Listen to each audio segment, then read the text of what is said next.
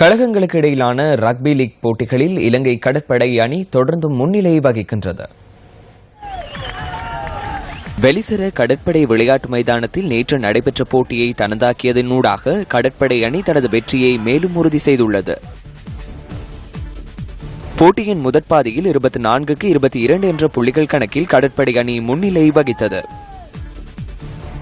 இரண்டாம் பாதியில் இலங்கை கடற்படை அணி 13 புள்ளிகளையும் கண்டி அணி 10 புள்ளிகளையும் பெற்றன.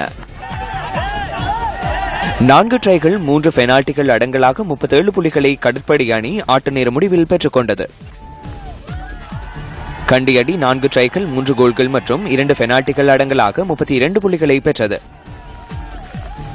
கண்டி விளையாட்டுக் கழக அணி 5 போட்டிகளில் 3 போட்டிகளை வென்றுள்ள நிலையில் கடற்படை அணி 5 போட்டிகளையும் வெற்றி கொண்டுள்ளமை குறிப்பிடத்தக்கது.